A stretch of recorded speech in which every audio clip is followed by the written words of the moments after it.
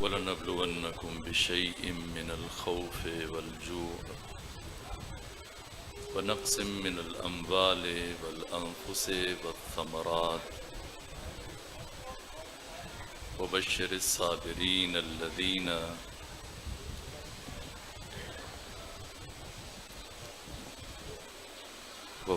الصَّابِرِينَ الَّذِينَ إِذَا أَصَابَتْهُمْ مُصِيبَةٌ قَالُوا إِنَّا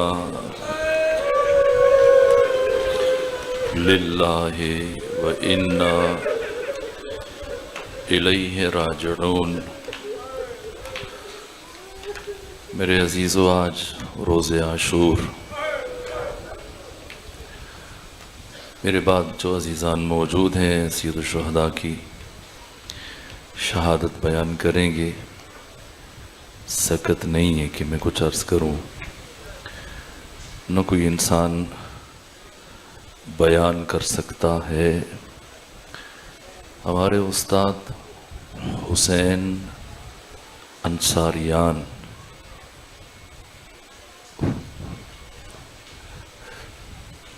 وہ فرماتے ہیں کہ امام حسین کے خیام سے لے کر امام حسین کی قتل گاہ تک بظاہر 70 قدم کا فاصلہ ہے۔ یا تلہ زینبیہ سے لے کر گودی قتل گاہ تک بظاہر 70 قدم کا فاصلہ ہے، لیکن بباطن 50 سال کا فاصلہ ہے۔ کیسے 50 سال کا فاصلہ ہے؟ اس لیے کہ زینب کبریٰ جب تلہ زینبیہ پہ پہنچی تھیں تو آپ کے سارے بال سفید تھے، سارے بال سیاہ تھے، اور جب مقتل تک پہنچیں تو سارے بال سفید ہو چکے۔ اس سفیدی کے لیے 50 سال درکار تھے۔ ان لمحات کو مجھ جیسا طالب علم بیان نہیں کر سکتا۔ میں مقدمتاً جتنی میری سکت اور توان ہے چند جملے عرض کروں۔ علی اکبر شہید ہوئے، قاسم شہید ہوئے، عباس شہید ہوئے، علی اصغر شہید ہوئے۔ آخری مرحلہ ہے وہ سید الشہداء خیام میں تشریف لائے رخصت آخر کے موقع پر۔ ایک ایک بی بی کو سلام کیا، ایک ایک بچے کو سلام کیا، یا زینب و یا ام کلثوم و یا سکینۃ و یا رباب و یا جاریۃ امی فضہ علیکن من السلام۔ میرا آخری سلام قبول کریں۔ اور اب خیام سے باہر آئے۔ مقتل کی یہ کلمات ہیں کہ حضرت جیسے ہی زین فرس پر تشریف فرما ہوئے، ایڑ لگائی، لیکن آپ کی سواری اپنے مقام پر راکد ہے، ٹھہری ہوئی ہے۔ حضرت نے فرمایا، اے میرے فرس با وفا، یہ میری آخری خدمت ہے، اس کے بعد تجھے زحمت نہیں دوں گا۔ لیکن گھوڑا اپنے مقام پہ کھڑا ہے۔ ایک مرتبہ فرمایا، جب سب نے میرا ساتھ چھوڑ دیا، کیا تو بھی میرا ساتھ چھوڑ دے گا؟ اس لمحے گھوڑے نے اپنا سر اپنی پچھلی ٹانگوں کی طرف موڑا، ہنہنانا شروع کیا۔ حسین ابن علی نے پلٹ کر دیکھا، عجیب قیامت کا منظر تھا۔ آپ کی چھوٹی بیٹی سکینہ گھوڑے کے سموں سے لپٹی ہوئی ہیں، کہہ رہی ہیں، اے ذوالجناح میرے بابا کو دشمنوں کے مجمع میں نہ لے جانا۔ سید الشہداء آگے بڑھے، سکینہ کو اٹھایا، گود میں لیا، بہت دیر پیار کرتے رہے۔ میں نے پڑھا ہے کہ کبھی جناب سکینہ اپنے ننھے ننھے ہاتھ، اپنے بازو اپنے بابا کی گردن میں حمائل کر دیتی تھیں۔ کبھی باپ بیٹی کو چومتا تھا، کبھی بیٹی باپ کو چومتی تھی۔ باتیں ہوتی رہیں، بالآخر ایک مرحلہ آیا، سید الشہداء نے فرمایا بیٹی سکینہ اب مجھے میدان جنگ میں جانے کی اجازت دو۔ کہا بابا میں آپ کو نہیں جانے دوں گی، جو بھی صبح سے گیا واپس نہیں آیا۔ کہا سکینہ جانے دو، شاید آپ کے لیے پانی لانے میں کامیاب ہو جاؤں۔ کہا بابا مجھے پانی نہیں چاہیے، چچا عباس بھی یہی کہہ کے گئے تھے۔ بابا میں آپ کو نہیں جانے دوں گی۔ سید الشہداء نے جب یہ دیکھا کہ سکینہ کسی طور مجھ سے الگ نہیں ہو رہی ہیں، اور حسین جیسے امام، حساس ترین کائنات کی ہستی، شخصیت، کبھی بھی زبردستی اپنی بیٹی سکینہ کو خود سے الگ نہیں کر سکتے تھے، اب امام حسین نے اپنی تربیت کا اثر آزمایا اور دنیا والوں کو بتایا کہ پہچانو میری سکینہ کون ہے۔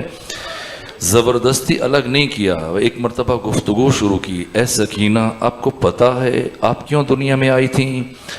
آپ کو پتہ ہے آپ کی ولادت کیوں ہوئی تھی؟ کہ نہیں بابا آپ بتائیں۔ فرمایا سنو سکینہ، میں نے اپنے تہجد کی نمازوں میں، اپنی نماز شب کی دعاؤں میں آپ کو اپنے اللہ سے رو رو کر مانگا تھا، اس لیے میں یہ دعا مانگا کرتا تھا، پروردگار تو مجھے ایک ایسی بیٹی عطا فرما جسے میں بہت زیادہ چاہوں، جسے میں بہت زیادہ پیار کروں، جس کے بغیر یہ گھر مجھے اچھا نہ لگے، لیکن پروردگار اگر کبھی تیرے دین پر مشکل وقت آ جائے، وہ میری جدائی برداشت کرے، اسے تازیانے لگیں صبر کرے، تماچے لگیں صبر کرے، اس کے دامن میں آگ لگے صبر کرے۔ حسین ابھی یہ کلمات ارشاد فرما رہے تھے، سکینہ اٹھ کر اپنے بابا کی گود سے کھڑی ہو گئی، کہا بابا جائیے۔ امام حسین میدان کربلا میں تشریف لائے، عمر ابن سعد کو بلایا، خلوت میں اس سے گفتگو کی، آخری مرتبہ موعظہ کیا، کہا کہ اے عمر ابن سعد میں تمہارے ساتھیوں سے اس سپاہ سے خطاب کرنا چاہتا ہوں۔ کہا حسین کوئی تمہاری بات جہاں آج ماننے کے لیے تیار نہیں، لیکن اگر چاہتے ہو تو میں اجازت دیتا ہوں، خطاب کر لو۔ سید الشہداء دوبارہ پلٹے، خیام کے دروازے پر گھوڑے کو باندھا اور اپنے نانا محمد مصطفیٰ صلی اللہ علیہ وآلہ وسلم کا ناقہ لیا، اپنے نانا کا امامہ سر پہ پہنا، نانا کا عصا اٹھایا، نانا کی ردا کندھوں پہ رکھی، اب آئے اور آ کر اونٹ کی پشت پر بیٹھ کر میدان کربلا میں لشکر اشقیاء کو خطبہ دیا۔ یہ سید الشہداء کا روز عاشور آخری مرتبہ امر بمعروف اور نہی از منکر تھا۔ یہ خطاب کیا، مقاتل کی کتابوں میں حضرت کی تفصیل موجود ہے جو آپ نے خطاب فرمایا، لیکن اس کے بعد کہیں سے کوئی آواز نہ آئی، کسی نے کوئی ایجاب نہ کیا، کہیں سے لبیک کی آواز نہ آئی۔ سید الشہداء نے فرمایا میں جانتا ہوں کہ آج کے دن تم پر میری نصیحت اثر نہیں کرے گی، اس لیے کہ جس دل میں، جس شکم میں لقمہ حرام داخل ہو چکا ہو، وہاں پر پھر حسین ابن علی جیسے انسان کی نصیحت بھی اثر نہیں کر سکتی۔ بس اتنا بتاؤ کہ کیوں تم سب آج میرے قتل پر جمع ہوئے ہو؟ میرے عزیزوں روز عاشور ہے، طالب علم ہونے کی حیثیت سے اپنی ذمہ داری سمجھتا ہوں کہ خود قیام حسینی کے ان محرکات کو اور فلسفہ قیام حسین اور خود روح عاشورہ اگر اسے میں بیان نہ کروں تو میں سمجھوں گا کہ میں نے کچھ بھی بیان نہ کیا۔ یہ ایک بات عرض کروں اور پھر شاید مصیبت کا ایک جملہ عرض کروں۔ یہ جو سید الشہداء نے دشمن کے لشکر سے استفسار کیا، بتاؤ کیوں تم سب کے سب میرے قتل پر جمع ہوئے ہو، یہ عجیب ہے، اس لیے کہ سید الشہداء نے نہ کسی مؤرخ کے سپرد کیا کہ وہ کربلا کی تاریخ لکھے، نہ کسی سیرت نگار اور محدث کے ذمے چھوڑا کہ وہ آئے کربلا کی تاریخ لکھے، وہ بتائے، نہ مؤرخ کے قلم میں اتنی طاقت نہیں ہے کہ وہ کربلا کی تاریخ کو بیان کر سکے، نہ کوئی سیرت نگار تحریر کر سکتا ہے۔ کربلا کو خود امام حسین نے اپنی زندگی میں بتایا، اور پھر آپ کی بہن عقیلہ بنی ہاشم ثانی زہرا نے اور آپ کے فرزند علی زین العابدین نے بشریت تک پہنچایا۔ کربلا کی تاریخ خود امام حسین نے اپنے ہاتھوں سے تحریر کی اور کربلا کی تفسیر بھی خود بیان کی۔ مؤرخ کے قلم میں اتنی طاقت نہیں تھی کہ وہ اسرار کربلا کو بیان کر سکتا۔ خطبے کے بعد جو حضرت نے فرمایا کہ بتاؤ کیوں تم سب میرے قتل پر جمع ہوئے ہو، آپ جوان سوچیں گے، غور کریں گے۔ روز عاشور سید الشہداء نے ابھی تک تلوار نہیں اٹھائی، قاسم کی لاش اٹھا لی، تلوار نہیں چلائی، علی اکبر جی کی لاش اٹھا لی، تلوار نہیں چلائی، جناب ابو الفضل عباس کے کٹے ہوئے بازو اٹھا لیے، تلوار نہیں اٹھائی، جناب علی اصغر کا خون اپنے چہرے پر مل لیا، تلوار نہیں اٹھائی، مشکل ترین مراحل پر صبر کیا، کسی مرحلے پر سید الشہداء نے اب تک صبح عاشور سے لے کر عصر عاشور تک، ظہر عاشور تک تلوار نہیں اٹھائی۔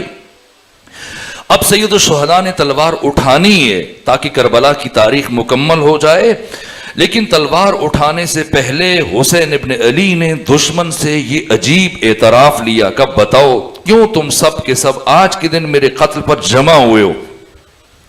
یہ اعتراف کیوں لیا؟ اگر غور کریں، جب سید الشہداء مدینے سے چلے تھے اور اپنے بھائی جناب حنفیہ سے گفتگو ہوئی تھی اور انہوں نے روکنے کی کوشش کی تو جواب میں فرمایا نا شاء اللہ ان یرانی قتیلا، اللہ مجھے اپنے راستے میں قتیل شہید ہوتے ہوئے دیکھنا چاہتا ہے۔ اور جب کہا خود چلے جائیں، مخدرات عصمت و طہارت کو ہمراہ نہ لے جائیں، تو کہا شاء اللہ ان یراہن سبایا، اللہ ان بیویوں کو اپنے راستے میں اسیر ہوتے ہوئے دیکھنا چاہتا ہے۔ اس کے بعد سید الشہداء نے جو وصیت تحریر کی اور سپورٹ کی اپنے بھائی محمد کے لیے، فرمایا کہ ان الحسین یشہد اللہ الہ الا اللہ وَأَنَّ مُحَمَّدًا عَبْدُهُ وَرَسُولُهُ۔ اس کے بعد اپنے قیام کی حکمت بیان کی، انی لم اخرج اشرا ولا بطرا ولا مفسدا ولا ظالما بل خرجت لطلب الاصلاح فی امت جدی رسول اللہ۔ اور اس کے بعد جو جملہ فرمایا وَأُرِيدُ أَنْ آمُرَ بِالْمَعْرُوفِ وَأَنْهَا عَنِ الْمُنْكَرِ، اور پھر جو جملہ ہے سید الشہداء کا، یہ پالیسی ہے، یہ منشور ہے، یہ کربلا کی اساس ہے۔ یہ سید الشہداء نے جو مدینہ سے چلتے ہوئے کربلا کی بنیاد رکھی اور پھر بتایا، فرمایا اپنے قیام کا فلسفہ بیان کے لیے، میرا قیام ملک گیری کے لیے نہیں، توقیر پسندی کے لیے نہیں، مملکت اسلامیہ میں فساد برپا نہیں کرنا چاہتا، اس لیے جا رہا ہوں کہ اپنے نانا محمد مصطفیٰ کی امت کی اصلاح میں کامیاب ہو جاؤں۔ میرا قیام کا فلسفہ، میں امر بالمعروف نہی از منکر کروں گا۔ اور پھر فرمایا کہ میں سارے قیام میں میرا کردار کیا ہوگا؟ فرمایا وَأُسِيرُ بِسِيرَةِ جَدِّ رسول اللہ، میں سارے قیام میں اپنے نانا محمد مصطفیٰ کی سیرت کو زندہ کروں گا، ان کے عمل اور کردار کو زندہ کروں گا۔ احیاء سنت مصطفیٰ۔ اب روز عاشور حسین ابن علی نے تلوار اٹھانی ہے، لیکن تلوار اٹھانے سے پہلے دشمن سے یہ اعتراف کیوں لیا کہ بتاؤ تم سب میرے قتل پر کیوں جمع ہوئے ہیں؟ اس لیے کہ حسین ابن علی اپنے ہاتھ سے کربلا کی تاریخ لکھنا چاہتے ہیں، اور چلتے ہوئے جو فرمایا تھا کہ میں اپنے نانا محمد مصطفیٰ کی سیرت کو زندہ کروں گا۔ پیغمبر کی سیرت اگر بیان کروں، علماء اہل تسنن میں سب سے وزنی نام امام طبرانی، جن کی ولادت 260 ہجری میں ہوئی، جن کی وفات 360 ہجری میں ہوئی، 100 سال زندگی گزاری، اور ان کی کتاب معجم، جس کی 3 حصص ہیں، معجم صغیر ہے، معجم کبیر ہے، معجم الاوسط، اس کی 4تھی جلد۔ اس میں امام طبرانی نے یہ جملہ لکھا، آج کے دن روز عاشور واجب سمجھتا ہوں خود پر یہ ایک حقیقت، یہ پیغام روح کربلا جوانوں تک پہنچاؤں۔ اور بس پھر ایک جملہ عرض کر کے آپ کی زحمتوں کو تمام کر دوں گا۔ امام طبرانی نے معجم الاوسط کی 4تھی جلد میں لکھا کہ ختمی مرتبہ ایک روز تشریف فرما تھے، اور آپ کے اصحاب میں سے ایک جناب حضرت بریدہ اسلمی رضی اللہ تعالی عنہ پیغمبر کی بارگاہ میں حاضر ہوئے، سلام کیا، اور سلام کرنے کے بعد کہا یا رسول اللہ، میں ایک پریشانی کا شکار ہوں، ایک مشکل میں مبتلا ہوں۔ پیغمبر نے پوچھا بتاؤ بریدہ کیا بات ہے؟ بریدہ نے سر جھکایا، شرمندگی سے بتایا یا رسول اللہ، میں سنتا ہوں آپ ہر روز علی کی فضیلت بیان کرتے ہیں، ان کے شان میں ہر روز احادیث بیان کرتے ہیں، ہر روز علی کی کوئی نہ کوئی فضیلت صحابہ کرام کے سامنے بیان کرتے ہیں، لیکن میرے ساتھ ایک مشکل چل رہی ہے کہ میں کبھی کبھی اپنے دل میں علی ابن ابی طالب کے لیے کینہ محسوس کرتا ہوں، بغض محسوس کرتا ہوں، دشمنی محسوس کرتا ہوں۔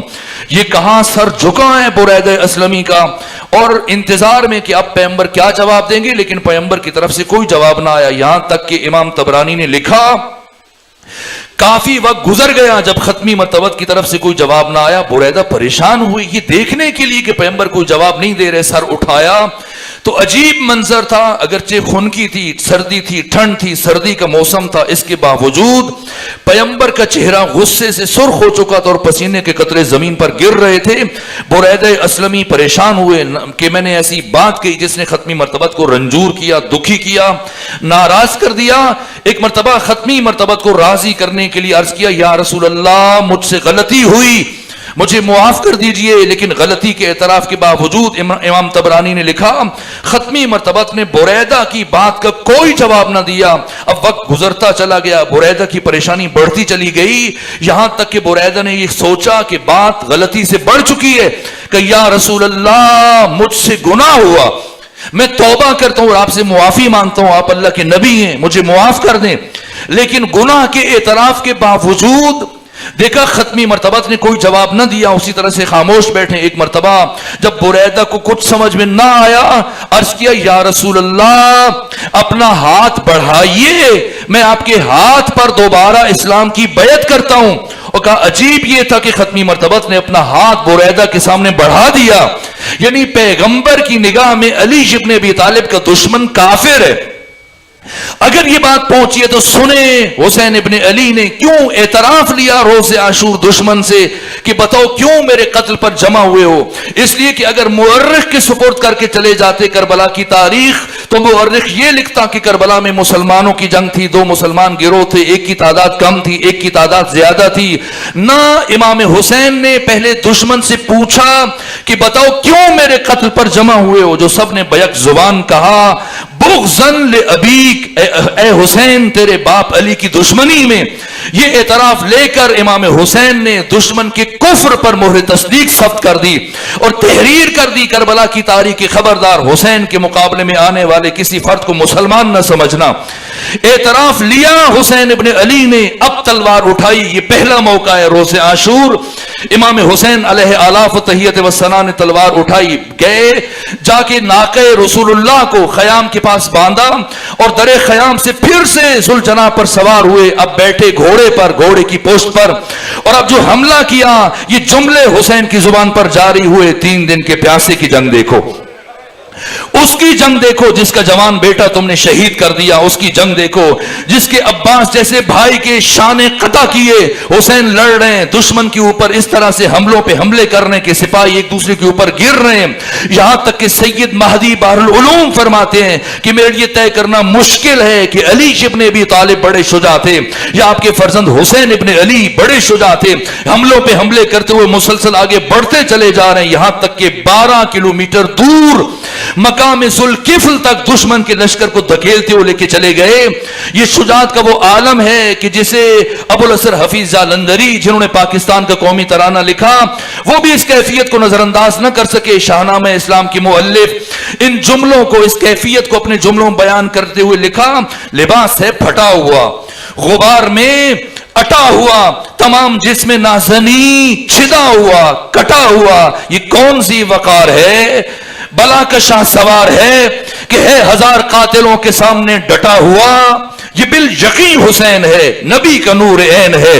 یہ کون حق پرست ہے, میں رضا میں مست ہے کہ جس کے سامنے کوئی بلند ہے نہ پست ہے. ادھر 1000 گھات ہے مگر عجیب بات ہے کہ 1 سے 1000 کا بھی حوصلہ شکست ہے. یہ بالیقین حسین ہے, نبی کا نور عین ہے. ادھر سپاہ شام ہے, 1000 انتظام ہے, ادھر ہے دشمنان دین, ادھر فقط امام ہے. مگر عجیب شان ہے, غضب کی آن بان ہے کہ جس طرف اٹھی ہے تیغ بس خدا کا نام ہے. یہ حسین ابن علی کی شجاعت ہے. ایک مرتبہ جب دشمن کا لشکر 12 کلومیٹر دور بھاگتا ہوا چلا گیا اور تتر بتر ہو گیا, منتشر ہو گیا صحراؤں میں, حسین ابن علی پلٹ کر دوبارہ خیام کی طرف آئے اور اب بیٹھے خاکے کربلا میں, اور دشمن کا لشکر آہستہ آہستہ پھر سے سمٹنا شروع ہوا, پھر سے جمع ہونا شروع ہوا. لیکن اتنا روب ہے, اتنا دبدبا ہے, اتنی ہیبت ہے, اتنی شجاعت ہے, اتنا جلال ہے علی ابن ابی طالب کے فرزند کے چہرے حسین ابن علی پر کہ دشمن کو اب دوبارہ قریب آنے کی جرت نہیں ہو رہی ہے. ایک بہت بڑے دائرے میں حد نگاہ تک پھیلنا شروع ہوا, سمٹنا شروع ہوا, پلٹنا شروع ہوا, لیکن قریب نہیں آ رہے. دور کھڑے ہو کر باس بیٹھ کر امام حسین کو دیکھ رہے ہیں. اب کیا کریں گے, کیا دوبارہ حملہ کریں گے, دوبارہ جنگ کریں گے یا جنگ نہیں کریں گے, کیا کریں گے. اس انتظار میں تھے حسین ابن یہ دشمن اور حسین ابن علی روز عاشور خاکے کربلا پر اپنی شمشیر کو زمین میں گاڑے ہوئے, قبضہ شمشیر پر اپنی پیشانی ٹیکے. اب حسین خدا کے ساتھ ہم کلام ہیں. خلقت ترکت الخلق ترن فی ہواک, پروردگار میں نے ساری کائنات کو چھوڑ دیا صرف تیرے عشق میں. وَأَيْتَمْتُ الْعَيَالَ لِكَيْ أَرَاكَ، پروردگار میں اپنے بچوں کو یتیم کرنے لگا ہوں تاکہ تیری زیارت کر سکوں. پروردگار اندھی ہو جائے وہ آنکھ جو تجھے نہیں دیکھ سکتی. اے میرے پروردگار تو مخفی کب تک کہ کوئی تیرے دیکھنے کے لیے دلیلیں تلاش کرے. من وجدک فما ضل، جس نے تجھے پا لیا اس نے کیا کھویا، اور جس نے تجھے کھو دیا اس نے کیا پایا. حسین ابن علی اپنے پروردگار کے ساتھ ہم کلام اس اسنا میں کہ محو مناجات ہیں، راز و نیاز. دشمن کا لشکر ایک بڑے دائرے کی شکل میں سمٹ کر حسین ابن علی کے گرد جمع ہے کہ اسی اسنا میں کسی کو جرت نہیں ہو رہی کہ آگے بڑھے. اکیلا حسین، زخمی حسین، 3 دن کا پیاسا حسین خاک کربلا پہ بیٹھے ہیں آقا، اور کسی میں جرأت نہیں ہو رہی ہے کہ آگے بڑھے. یہاں تک کہ ایک شخص اس صفوں کو، ان مجمع کی ان صفوں کو چیرتے ہوئے آگے بڑھتا چلا گیا. ان سے پوچھتے بتاؤ وہ خارجی کہاں بیٹھا ہے، وہ باغی کہاں بیٹھا ہے جسے تم قتل کرنا چاہتے ہو. یہاں تک کہ سب امام حسین کی طرف اشارہ کر رہے ہیں. پورے مجمع میں سے کوئی دوسرا شخص آقا کی طرف نہ بڑھا. یہ ایک شخص پوچھتے پوچھتے آگے بڑھا، قریب آ کے سلام کیا. روز عاشور جب پہلی مرتبہ کسی کو سلام کرتے ہوئے سنا، امام نے قبضہ شمشیر سے پیشانی اٹھائی، اس کے سلام کا جواب دیا، اور جواب دینے کے بعد فرمایا تو مجھے مسافر معلوم ہوتا ہے، تو مجھے اجنبی معلوم ہوتا ہے. اس نے کہا اتنی بھیڑ میں جہاں پر ہزاروں سپاہی ہیں، لاکھوں تماشائی ہیں، اتنے بڑے اجتماع میں آپ نے کیسے پہچانا کہ میں مسافر ہوں، اجنبی ہوں؟ فرمایا اس لیے کہ آج کے دن ان سب میں سے کوئی ایک بھی مجھے لائق سلام نہیں سمجھتا. کون ہے، کہاں سے آیا؟ کہا میں کربلا کے اطراف میں رہنے والا ایک تاجر ہوں. میں پہلے کی مانند تجارت کے لیے گیا ہوا تھا. جب سفر سے پلٹا تو میری 4 برس کی ایک بیٹی ہے. جب بھی میں سفر سے آتا تھا وہ والہانہ طور پر اس طرح سے پرتپاک استقبال کرتی تھی میرا کہ میری ہمیشہ تکان سفر دور ہو جاتی تھی. لیکن آج پہلی مرتبہ جب میں سفر سے پلٹا تو وہ حیرت سے میرے سامنے آ کے کھڑی ہو گئی اور مجھ سے کہا بابا آپ یہاں کیا کر رہے ہیں؟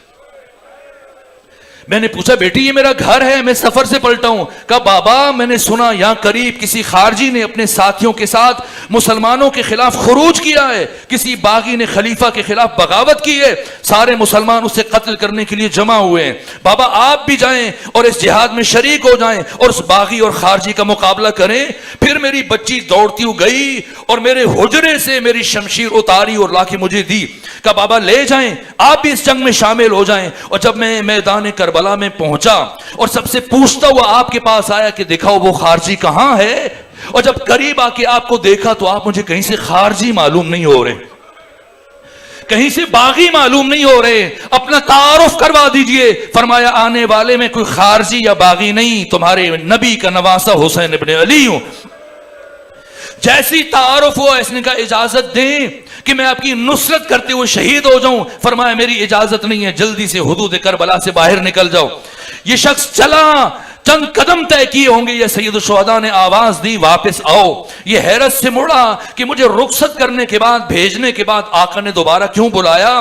جب یہ پلٹ کے آیا ایک مرتبہ حسین ابن علی نے پوچھا کیا بھول گئے جب تم سفر تجارت پر جا رہے تھے تمہاری 4 سالہ بیٹی نے تم سے کیا خواہش کی تھی؟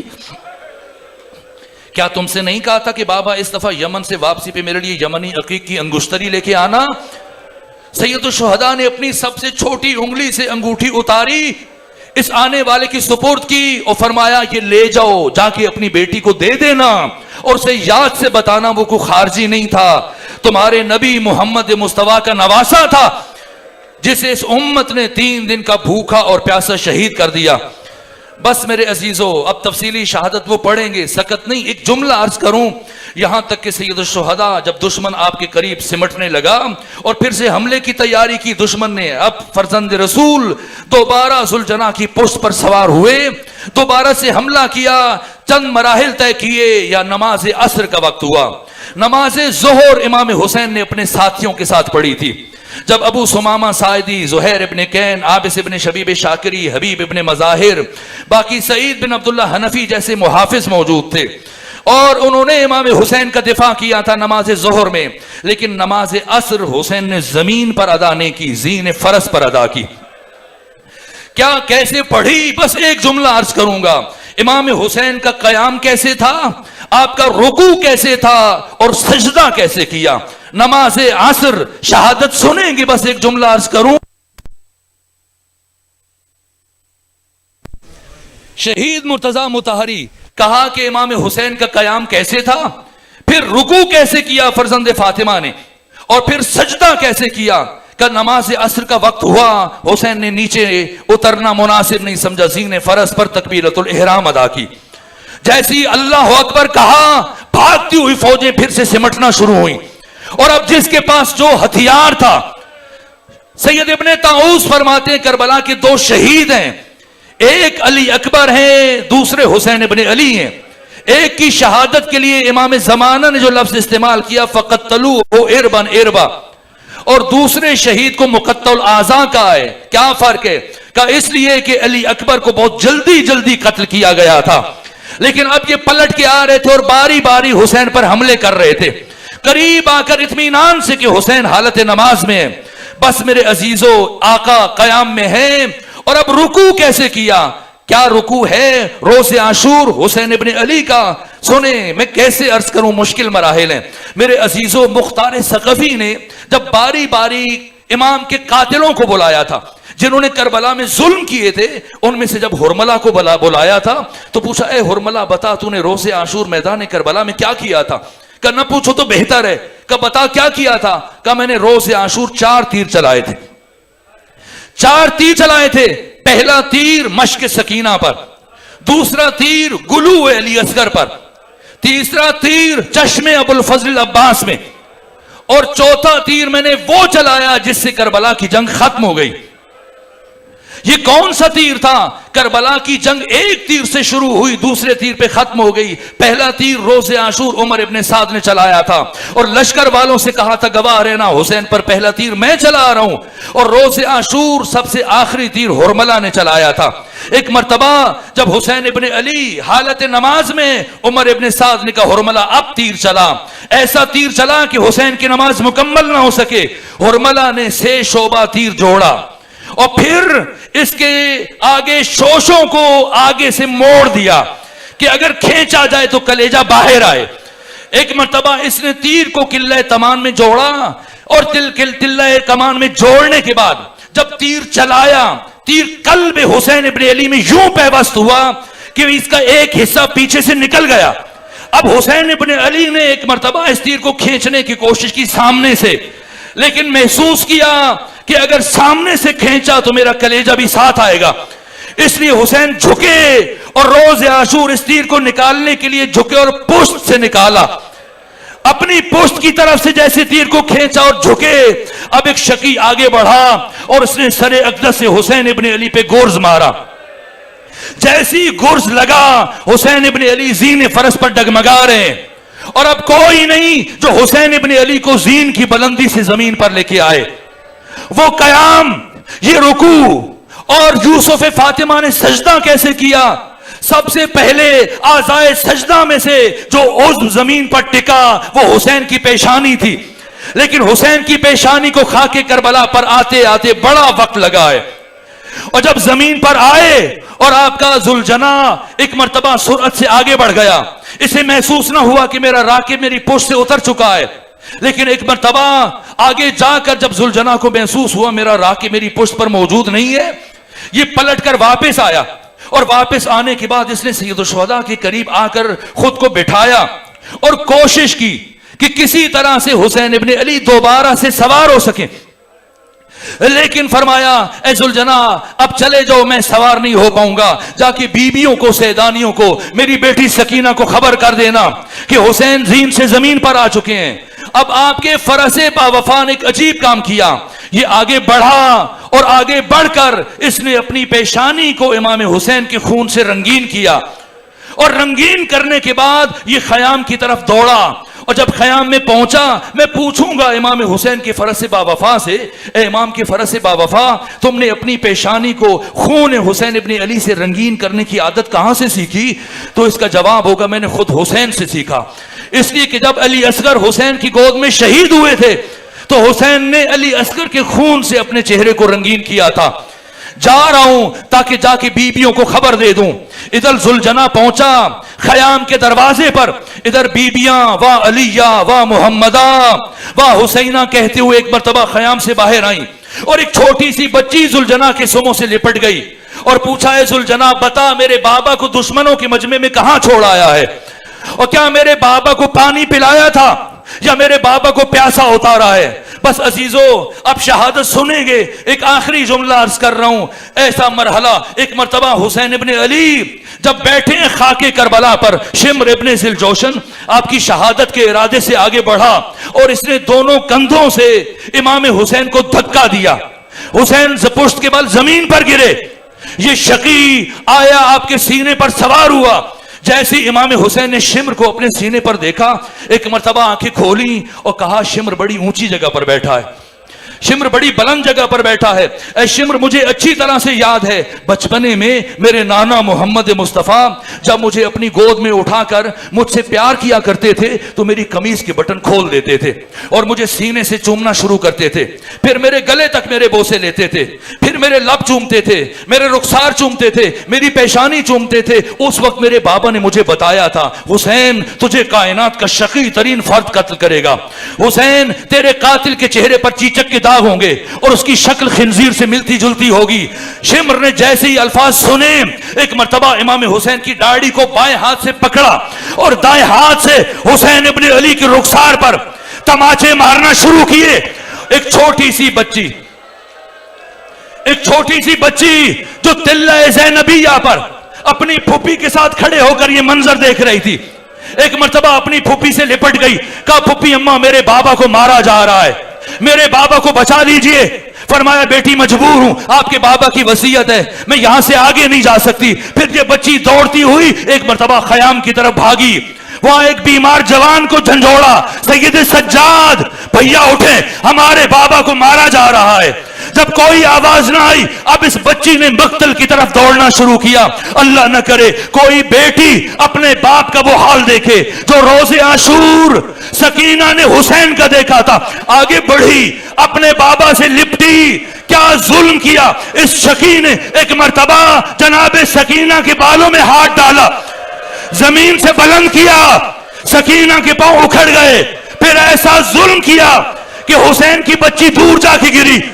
لیکن اللہ رے محبت حسین، ایک مرتبہ سکینہ اٹھی، دوبارہ سے شمر کے پاس آئیں. پہلی مرتبہ اپنے ہاتھ شمر کے سامنے جوڑے، کہا جتنا مار سکتا ہے مار لے.